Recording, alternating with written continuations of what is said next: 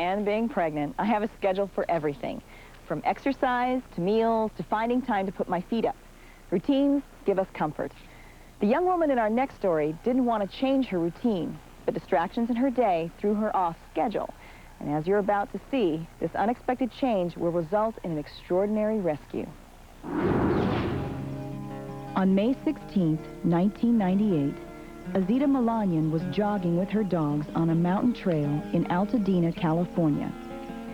An avid runner, Azita is dedicated to her daily ritual.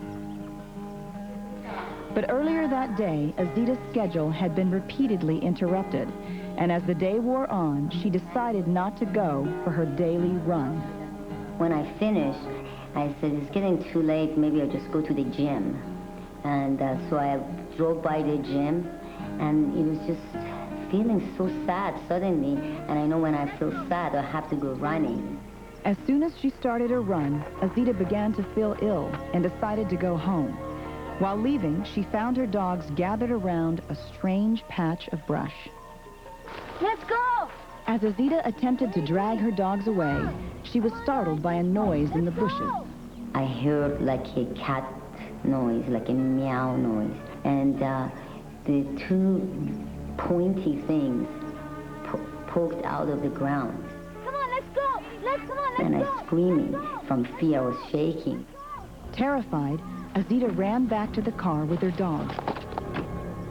But before she could leave, something drew her back to the strange spot in the woods.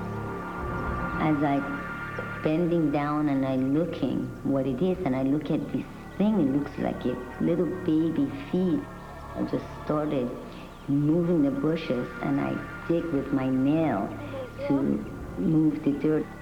After a few moments of digging, Azita uncovered the surprise of her life. In a panic, Azita flagged down a passing motorist who went to alert the authorities. Azita returned to the infant, desperately hoping that he would stay alive until help could arrive. I was yelling, please God, please, please, don't let him die. And he grabbed my wrist, and he just didn't let go. It was so strong that it was just like telling me, don't let me go. By the time park rangers got the baby to Huntington Memorial Hospital, he was suffering from hypothermia. Dr. Ricardo Lieberman is the director of the Neonatal Intensive Care Unit. When the baby arrived to the hospital, he was critically ill.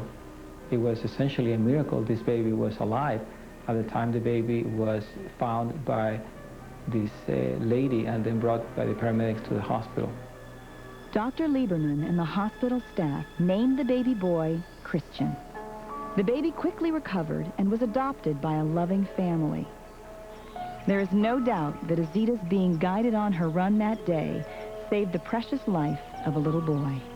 I truly believe it was a miracle, and if it was not of a higher force like God, neither me or anyone else would have found this child, and he would have never been alive to experience a love that he's getting from his new family. Was it just a coincidence that Azita discovered the baby? According to medical experts, if she had arrived even a few minutes later, the infant would have died from exposure. We'll be right back after this. If you're one of the millions who live with some of these